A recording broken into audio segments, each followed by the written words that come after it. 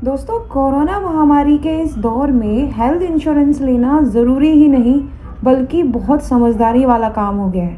Health insurance किसी भी medical emergency में आपको आर्थिक मदद देता है। इससे आपको किसी से मदद मांगने की ज़रूरत नहीं पड़ती और आपकी सारी सेविंग्स भी ख़त्म नहीं होती और इससे आपके पूरे परिवार को सुरक्षा मिलती है। हेल्थ इंश्योरेंस लेना जितना ज़रूरी है उससे ज़्यादा ज़रूरी है उसे रिन्यू कराना और उसे रिन्यू कराते वक्त कुछ खास बातों का ध्यान रखना। हेल्थ इंश्योरेंस के आखिरी डेट पास आते ही आपके पास रिन्यूअल के कॉल और मैसेजेस आने शुरू हो जाते होंगे। इसीलिए कभी भी जल्दबाजी में इंश्योरेंस रिन्यूअल कराने की बजाय आपको कुछ बातों का ध्यान रखना चाहिए। वो कौन सी इम्पोर्टेंट बातें हैं, आज हम उन्हीं के बारे में बात करेंगे। तो चलिए शुरू करते हैं। नमस्कार दोस्तों, मैं विदिशा चौधरी व्यापार मंच में आपका स्वागत करती हूँ। अगर आप हमारे चैनल पर नए हैं तो सबसे पहले हमारे चैनल को सब्सक्राइब कर दीजिए और साथ ही प्रेस कर दीजिए इस बेल आइकन को भी।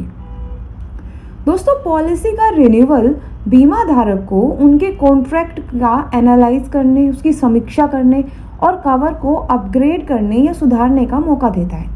आइए जानते हैं कि पॉलिसी को रिन्यू कराते वक्त आपको किन बातों का ध्यान रखना चाहिए। सबसे पहला और सबसे इम्पोर्टेंट आता है समय रहते अपनी पॉलिसी को रिन्यू कराना। दोस्तों, अगर आप अपनी पॉलिसी को समय पर रिन्यू नहीं कराते हैं तो आपकी पॉलिसी लैप्स हो जाएगी और जो कवर की अवधि के दौरान प्राप्त होने वाले बेनिफिट हैं वो भी आपको नहीं मिलेंगे।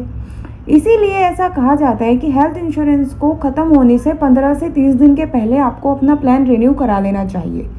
आमतौर पर ज़्यादातर हेल्थ इंश्योरेंस कंपनियां 15 से 30 दिन का ग्रेस पीरियड भी देती हैं, लेकिन अगर ग्रेस पीरियड के दौरान भी प्रीमियम का पेमेंट नहीं हुआ तो पॉलिसी को लैप्स माना जाता है।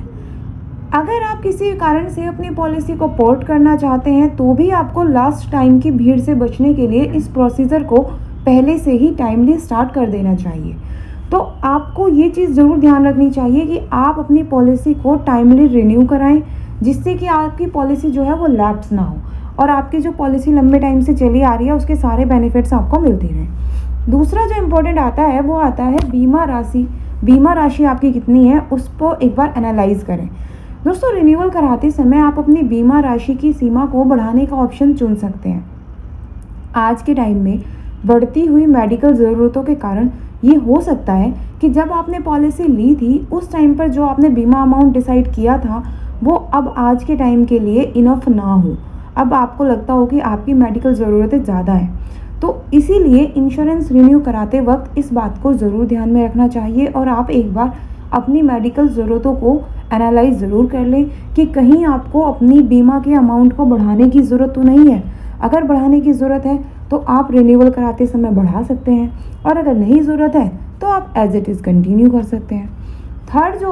थर्ड आता है इंश्योरेंस में शामिल सदस्यों की संख्या। दोस्तों, हेल्थ इंश्योरेंस पॉलिसी आपको अपने परिवार की ज़रूरत के हिसाब से लेनी चाहिए। समझदारी इसमें है कि परिवार के सभी सदस्य हेल्थ इंश्योरेंस में इंश्योर्ड हों। इसीलिए पॉलिसी को रिन्यू कराते वक्त परिवार के सदस्यों को ऐड करना या रिमूव करना, इस पर विचार ज़रूर करना चाहिए। अगर आपके फैमिली में कोई मेंबर 25 ईयर्स से अबव हो गए हैं और वो इंडिपेंडेंट हो गए हैं तो आपको उनको रिमूव कराना होगा और अगर किसी नए मेंबर का बर्थ हुआ है तो आपको उनको ऐड कराना होगा। ये सब चीज़ें आपको रिन्यूअल के टाइम पर ध्यान रखनी चाहिए। दोस्तों, नेक्स्ट आता है टॉप अप प्लान।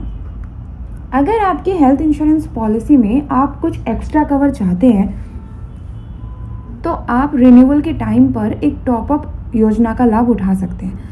इन प्लान्स की कीमत बहुत कम होती है और ये आपकी पॉलिसी के अलावा आपको कुछ एक्स्ट्रा कवरेज देते हैं।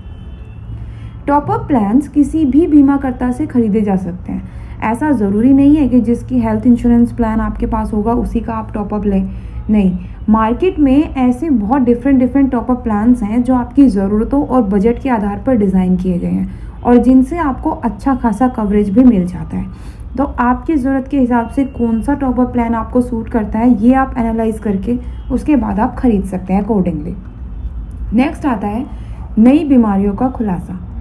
दोस्तों, आपने अपने पूरे परिवार के लिए बीमा की पॉलिसी ले ली है, लेकिन इस बीच खुदा न खास्ता आपको या पॉलिसी में शामिल किसी और सदस्य को कोई नई बीमारी लग गई तो ऐसी सिचुएशन में रिन्यूअल के टाइम आपको इस बीमारी को डिक्लेयर करना चाहिए। यही आपकी बेनिफिट में होगा। हेल्थ इंश्योरेंस पॉलिसी में ये इम्पोर्टेंट है कि आप अपनी हेल्थ से जुड़े सारी डिटेल्स अपने बीमाकर्ता के साथ शेयर करें, ताकि बाद में होने वाली परेशानी से बचा जा सके। खास करके जब आपको क्लेम की ज़रूरत पड़े तो आप क्लेम फाइल करते समय किसी भी तरह की कोई मुसीबत ना आए और आपका क्लेम ईजिली पास हो जाए। नेक्स्ट आता है नियम और शर्तें।